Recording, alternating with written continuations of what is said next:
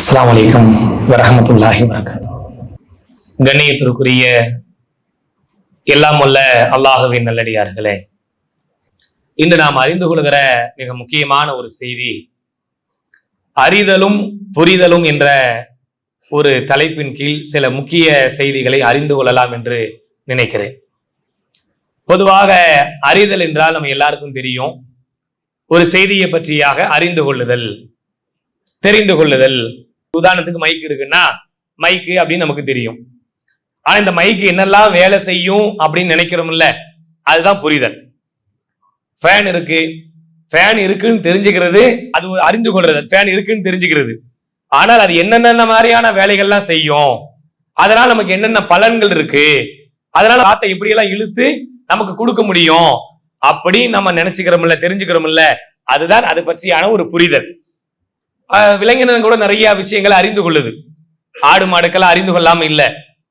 ஆடு மாடு கோழி சிங்கம் புலி யானை, உலகத்தில் உள்ள எந்த ஒரு ஜீவராசி எடுத்துக்கொண்டாலும் கூட எல்லாத்துக்குமே அறிதல் பற்றியான அறிவு உண்டு. எது நம்ம சாப்பிடணும் எது சாப்பிடக்கூடாதுன்னு அறிஞ்சுக்கிறா இல்லையா? புலிகிட்ட கொண்டு போய் நீங்க காய்கறி வச்சா திங்குமா? இல்ல புலி பசித்தா கூட புல்ல திங்காதுன்னு சொல்லுவாங்கல்ல. அப்ப இந்த மாதிரியான ஒரு புரிதல் விலங்கினங்களுக்கு கூட இருக்குது. யானை கிட்ட கொண்டு போய் நம்ம என்ன செய்ய முடியாது, கறியை கொண்டு வைக்க முடியாது. எந்த மாமிசத்தையும் திங்க போறது இல்ல. அது என்ன இலதலைகளை செடிகளை மரங்களை அப்படிதான் திங்கும்.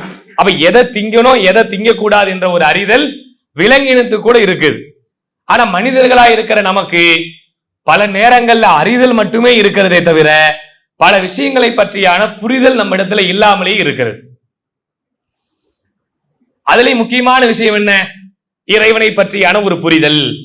மனிதனுக்கே இருக்கக்கூடிய ஸ்பெஷாலிட்டி என்னன்னா, ஒரு செய்தியை பற்றியான புரிதலை தெரிந்து கொள்கிற ஆற்றல் உலகத்துல எந்த ஜீவராசிக்கும் கொடுக்கல, மனிதனுக்கு மட்டுமே அல்லாஹ் தந்திருக்கிறான். அறிதல் எல்லாத்துக்கிட்டும் இருக்குது.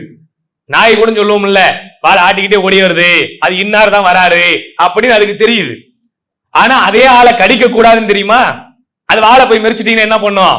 அவர் வளர்த்தவரெல்லாம் பார்க்காது, கடிச்சிரும். அப்படி அதுக்கு புரிதல் இருக்குதா? இவர் எத்தனை வருஷம் நம்மளை வளர்த்தவரு, நமக்கு சோறு போட்டவரு, நம்மளை பராமரிச்சவரு அப்படின்ற ஒரு புரிதல் இருக்குதா?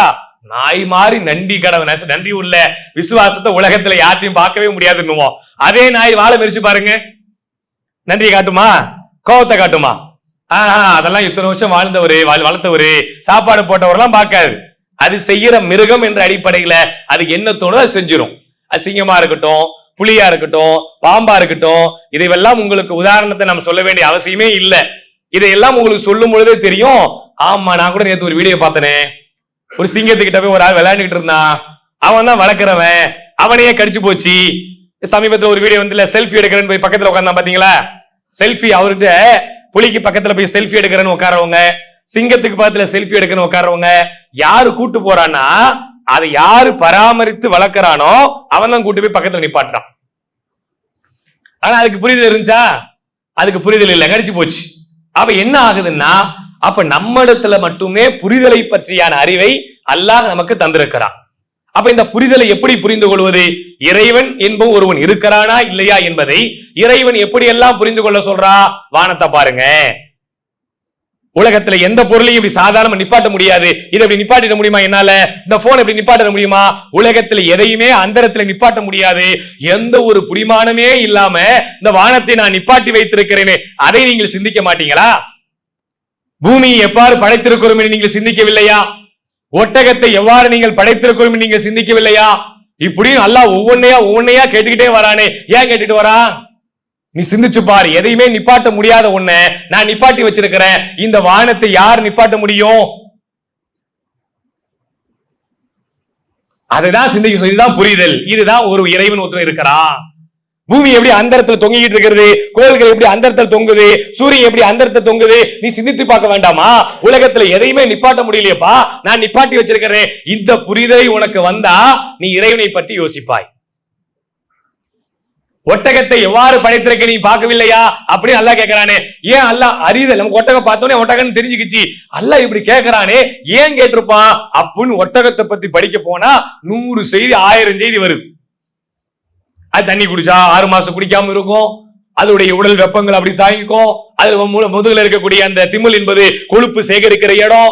அது இருக்கக்கூடிய பாலைவனத்துல சாப்பிடாம இருந்தாலும் 6 மாசம் வண்டி ஓட்டும். இப்படி நிறைய செய்தி. அதனுடைய கால் குழம்பை பத்தி யோசிக்கிறா, அதனுடைய தோலை பற்றி யோசிக்கிறா, அதனுடைய திமிலை பற்றி யோசிக்கிறா, அதனுடைய வயிறு டைஜெக்ஷன் சிஸ்டத்தை பத்தி சொல்லுகிறார், அது தண்ணியை சேமித்து வைத்திருக்கிற பொருளை பற்றி சொல்லுகிறார். பயங்கரமான அற்புதமான செய்திகளை உலகத்துல இப்படிப்பட்ட ஒரு ப்ரொடெக்ஷனை யாராலும் படைக்கவே முடியாது. இதைத்தான் அல்லாஹ் கேட்கிறார். குர்ஆனுடைய வசனங்களை படிக்கும் பொழுது நாம் புரிதலை ஏற்படுத்திக் கொள்கிறோமா இல்லையா? இதுதான் நமக்கு தேவையானது. இப்படி ஒவ்வொரு விஷயத்தை பற்றியும் புரிதலை ஏற்படுத்திக் கொள்கிற நமக்கு முக்கியமான பாடங்களை படிக்கிற நம்ம மனிதர்களை பற்றியான புரிதலும் மனிதர்களை பற்றியான பாடமும் நமக்கு தேவையானது.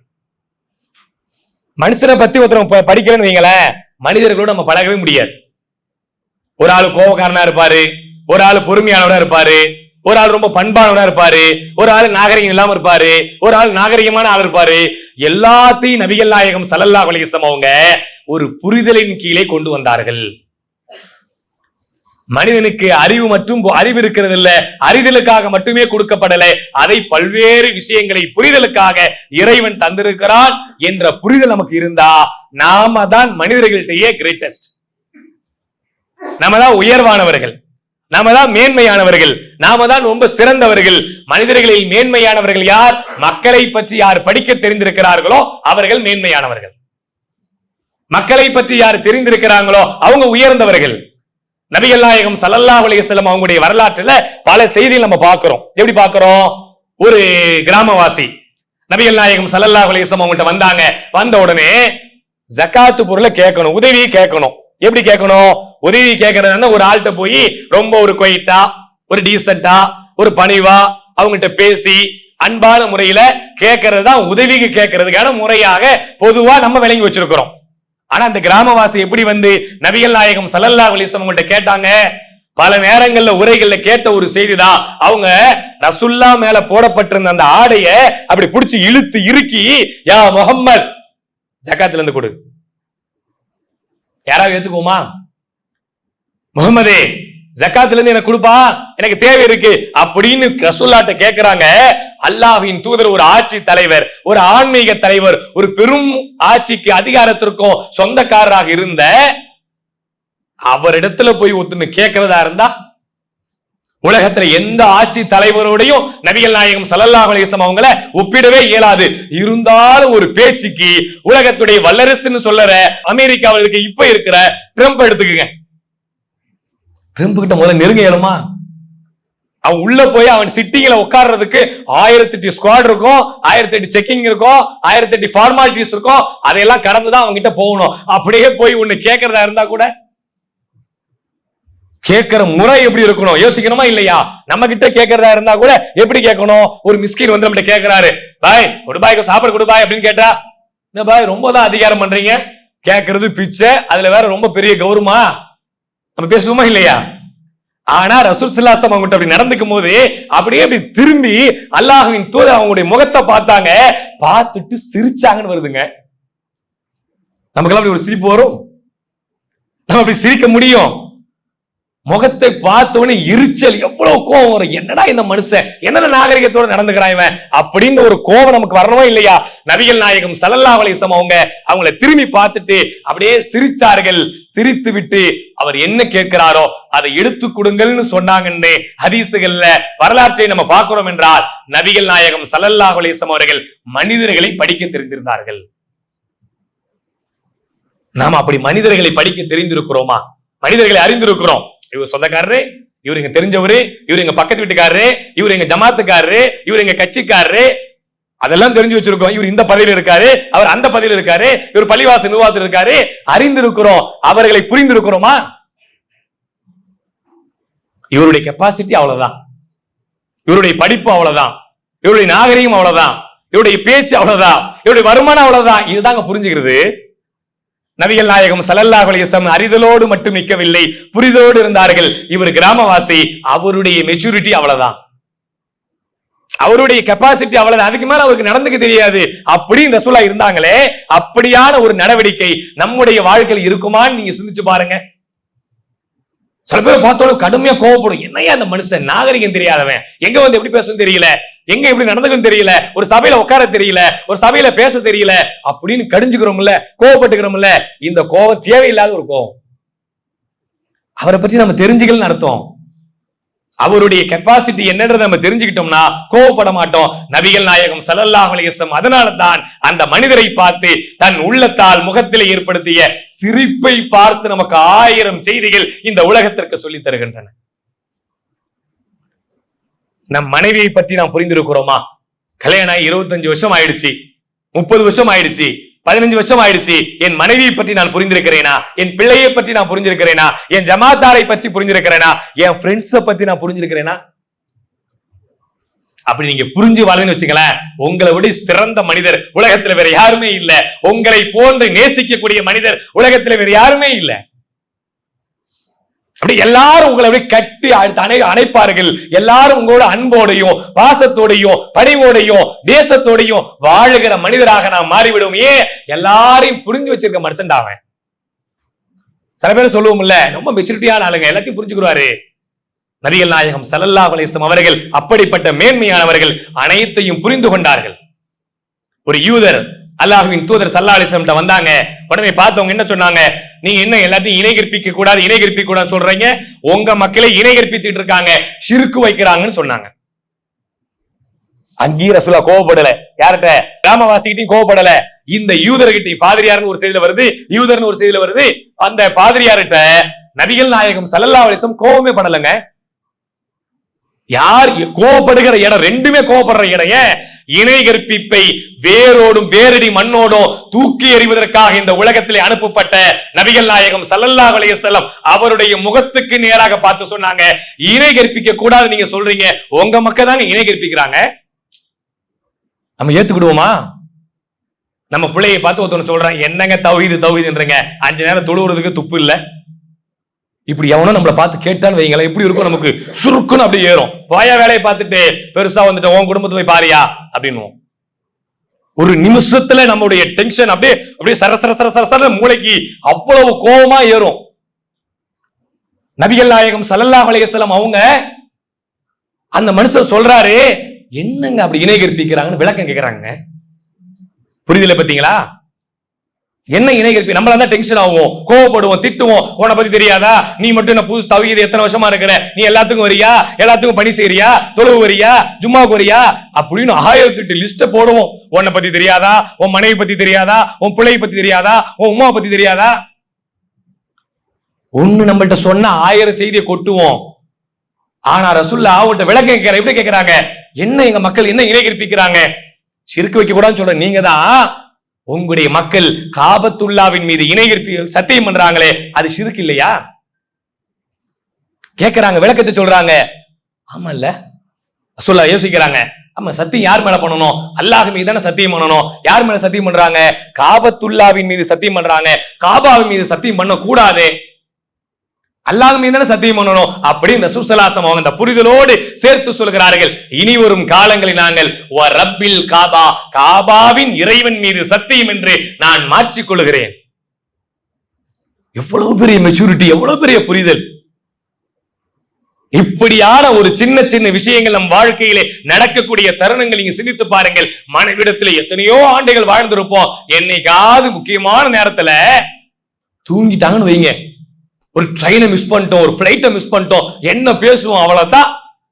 25 வருஷ வாழ்க்கை அப்படி நடு ரோட்டுக்கு வந்துரும். எதுக்காக? 1 லட்ச ரூபா பணம் கட்டியிருக்கோம்ல பிளைட்டுக்கு, 1.5 லட்ச ரூபா கட்டியிருக்கோம்ல, 2 லட்ச ரூபா கட்டியிருக்கோம்ல, அந்த பணத்துடைய வலி அப்படியே 25 வருஷ வாழ்க்கை அப்படியே தூக்கி ரோட்ல போட்டுரும், மண்ணாக்கிடுவோம். சில நேரங்கள் நினைக்கும் போது நமக்கே அப்படியே அடிச்ச மாதிரி இருக்கு. நம்மள என்னடா வாழ்ற வாழ்க்கை? மனிதர்களை படிக்க தெரியாமல், மனைவியை பற்றி தெரியாமல், பிள்ளைகளை பற்றி தெரியாமல், உறவுகளை பற்றி தெரியாமல் தூக்கி எறிந்து பேசிவிடுகிறோமே. நபிகள் நாயகம் ஸல்லல்லாஹு அலைஹி வஸல்லம் அவர்கள் எதிரிகளாக இருக்கட்டும், நண்பர்களாக இருக்கட்டும், உறவுகளாக இருக்கட்டும், பிள்ளைகளாக இருக்கட்டும், அனைவரிடத்திலையும் பேசுகிற முறையும் மக்களை புரிந்து கொள்கிற விதங்களும் நம்மிடத்துல இன்னும் எத்தனை சதவீதம் கூடியிருக்கிறது? இதுதான ஒரு பணிவு, இதுதான புரிதல். மனிதர்களை பற்றி படிக்க தெரிந்த விஷயங்களை அல்லாஹ்வின் தூதர்கள் படிக்க தெரிந்தார்கள். மனைவி பெரிய தப்பு பண்ணதுதான். ரசூலுல்லாஹி அவங்களுடைய மனைவி அன்னை ஆயிஷா ரலியல்லாஹு மீது ஒரு அவதூறு செய்திகள் பரவுகிறது. அவர்கள் தப்புக்கு அப்பாற்பட்டவர்கள், ஒழுக்கமானவர்கள். அந்த மாதிரியான ஒரு செய்தி பரவுகிற நேரத்தில் கூட நபிகள் நாயகம் ஸல்லல்லாஹு அலைஹி வஸல்லம் ஒரு கவலை உள்ளத்தில் இருந்திருக்கும். ஆனாலும் கூட அதை தன் மனைவியிடத்தில் எந்த இடத்திலையும் வெளிப்படுத்தவே இல்லை. ஏறக்குறைய ஒரு மாச காலம் நெருக்கமா ஆக போகிறது. அப்படிப்பட்ட நேரத்துல தான் தான் மனைவி இடத்துல போய் சொல்றாங்க, ஆயிஷாவே, நீங்க தப்பு செஞ்சிருந்தா அல்லாஹ்விடத்துல மன்னிப்பு கேட்டுங்க. நீங்கள் உண்மையாளராக இருந்தால் அல்லாஹ் உங்களுடைய விஷயத்தில் சத்தியத்தை இறக்குவான், வஹீயை அனுப்புவான், உண்மைப்படுத்துவான். தன் மனைவி பற்றியான அவதூறு செய்தி ஊர் முழுக்க பரவுது. அம்மாவுக்கும் தெரியாது. யாருக்கு? அன்னை ஆயிஷா ரலியல்லாஹு அம்மாவுக்கும் அவங்களுக்கும் தெரியாது. நபிகள் நாயகம் ஸல்லல்லாஹு அலைஹி வஸல்லம் அவங்க ஒரு மாசத்துக்கு நெருக்கமா ஆக போற நேரத்துல தான் அம்மா அன்னை ஆயிஷா ரலியல்லாஹு அவங்களுக்கே தெரிய வருது. அப்படிப்பட்ட நேரத்தை தன் தாய் வீட்டுல போய் அழுது புலம்பிட்டு உட்காரும் பொழுதுதான் சொல்றாங்க, நீ தப்பு தெரிஞ்சு செஞ்சிருந்தா மன்னிப்பு கேட்டுக்கமா, தப்பு செய்யலன்னா அல்லாஹ் உன் விஷயத்துல உண்மையை வெளிப்படுத்துவாமா. எங்க ஒரு மாச காலம் நெருக்கமாக போகுதுங்க. தான் மனைவி பற்றியான ஒரு செய்தி பரவுகிறதுங்க. இங்கதான புரிதல் இருக்கிறது. அறிவு என்பது புரிதலுக்காக தன் மனைவி எப்படிப்பட்டவள், எவ்வளவு ஒழுக்கமானவள், எப்படி நடத்தில உள்ளவள், எவ்வளவு பொறுமையானவங்க, எப்படி கோவப்படுறவங்க, எல்லா விஷயமும் அல்லாஹ்வின் தூதருக்கு தெரியும். இந்த செய்தி எப்படி பரவுகிறதோ அப்படிப்பட்ட செய்தி அல்லாஹ் அதற்கு ஒரு தீர்வை ஏற்படுத்துவான். நீங்க அப்படியே சிந்திச்சு பாருங்க. நம்முடைய வாழ்க்கையில இதுபோல் இனி வரும் காலங்கள் நடக்கிற எந்த நிகழ்வையும் கூட யாரையும் துச்சமாக தூக்கி எறிகிற மனிதராக வாழ்ந்து விடக் கூடாது. இன்னைக்கு அவர் பணிக்கு வராம இருக்கலாம், இன்னைக்கு நீங்க கூப்பிட்டவனை உதவி செய்யாம இருக்கலாம். ஒரு 20 வருஷத்துக்கு முன்னாடி கடுமையான ஏகத்துவ பிரச்சாரம் செய்கிற நேரங்கள்ல நெருக்கடியாக இந்த மார்க்கத்தை மக்களிடத்தில் சொல்லி இருப்பார்கள். அன்னைக்கு அடி உதை இருக்கும், வெட்டுக்குத்து இருக்கும், ஊர் விளக்கம் இருக்கும், பகிஷ்காரங்கள் இருக்கும், பல பிரச்சனையை அனுபவிச்சிருப்பாங்க. நீங்க நம்மளால அதை ஒண்ணுமே அனுபவிக்கல. அல்லாஹ்வின் மார்க்கத்தை எளிமையாக அனுபவித்துக் கொண்டிருக்கிறோம், எளிமையா சொல்லிக்கிட்டு இருக்கிறோம். எல்லா சுன்னத்துல் ஜமாத் பள்ளிவாசலையும் போய் எளிமையாக ஜமாத் வைத்து தொழுகிறோம். அன்னைக்கு வைக்க முடியுமா? 20 வருஷத்துக்கு முன்னாடி தொப்பி போடாம உள்ள வந்தாலே உங்களை கண்காணிக்கிறது ஒரு ஆள் ஓரமா உட்கார்ந்து இருப்பார். வந்த உடனே தொழுகை நின்ன உடனே அவர் தொப்பியை கொட்டா தொப்பியை கொண்டு தலையை டொம்முன்னு சொருவார். அவர் வைக்கிறதுல அடியா முடிஞ்சு போச்சு. நீங்க விரல அசைச்சீங்கன்னா அதுக்கு ஒரு ஆள் இருக்கும் அடிக்கிறதுக்கு. அப்படியான நிலைகள்லாம் இருந்துச்சு. அன்னைக்கு உழைத்த மனிதர் இன்னைக்கு வர முடியல, பணி செய்ய முடியல, ஏதாவது ஒரு நெருக்கல் இருக்கலாம், கஷ்டத்தில் இருக்கலாம். அவர்களை பார்த்து ஏளனமாக பார்க்கிற பார்வை நம் பார்வையிலே வந்துவிட்டால் அதுதான் பெருமையினுடைய உச்சம். நேத்து வந்து எவ்வளவு போர்ஸா வேலை செய்யறான் பத்தியா, என்ன பரபரப்பா இருக்கான் பத்தியா, நீனும் தான்பா இருந்த, என்னையா உழைச்ச, என்னத்தையா செஞ்சிட அப்படின்னு யாரையும் துச்சமாக நினைத்து விட வேண்டாம். இந்த புரிதலை உள்ளத்திலே நாம் ஏந்தினோம் என்றால் எல்லா மனிதர்களிடத்திலையும் உழைப்பு இருக்கிறது, அவரிடத்திலே நியாயம் இருக்கும், அவரிடத்திலே தியாகம் இருக்கும், அவங்களுடைய கஷ்டங்கள் இருக்கும் என்பதை நபிகள் நாயகம் ஸல்லல்லாஹு அலைஹி வஸல்லம் அவர்கள் புரிந்ததனுடைய வெளிப்பாடுதான் எந்த மனிதர்களையும் எந்த இடத்திலும் அல்லாஹ்வின் தூதவர்கள் தூக்கி எறிந்ததாக, துச்சமாக மதிச்சதாக எதையுமே பார்க்க முடியாது. நம்முடைய வாழ்க்கையில் அப்படிப்பட்ட ஒரு புரிதல், மனிதர்களை புரிந்து கொள்கிற, மனிதர்களை படிக்க தெரிகிற மனிதர்களாக நாம் மாறிவிட்டோம் என்றால் நல்ல ஒரு குணம் படைத்தவர்களாக, நல்ல உயர்ந்த மனிதர்களாக நாம் மாறுவோம். அல்லாஹ்வின் தூதர் ஸல்லல்லாஹு அலைஹி வஸல்லம் அவர்கள் அதைத்தான் இந்த சமுதாயத்திற்கு விதைப்பதற்காக, வளர்ப்பதற்காக வந்தார்கள் என்பதை புரிந்து கொண்டால் நமக்கு ஒரு பெரிய உயர்வான சிந்தனைகளும் நல்ல எண்ணங்களும் வரும். அது உங்களுடைய வேலை செய்யற வேலையாளா கூட இருக்கலாம். 20 வருஷமா வேலை செய்வாங்க, நல்ல சூப்பரா வேலை செஞ்ச மனுஷன், அவனை வச்சு பல பொருளாதாரத்தை சம்பாதிச்சிருப்போம், பல இடத்துக்கு வந்திருப்போம். இன்னைக்கு கொஞ்சம் சோர்வா இருக்கலாம். புதுசா வந்த ஒரு மனுஷனா இருப்பான், படிச்சுட்டு வந்திருப்பான், நிறைய போர்ஸா வேலை செய்வாங்க, எல்லா டெக்னிக்கலும் தெரியும், எல்லாத்தையும் கத்துக்கிட்டு வந்திருப்பாங்க.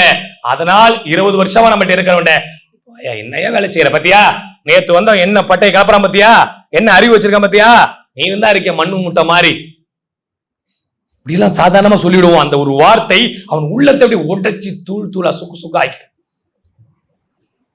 அதுக்கு வலிக்கு நம்ம ஈடாக உலகத்துல வேற எதையும் கொடுக்க முடியுமா?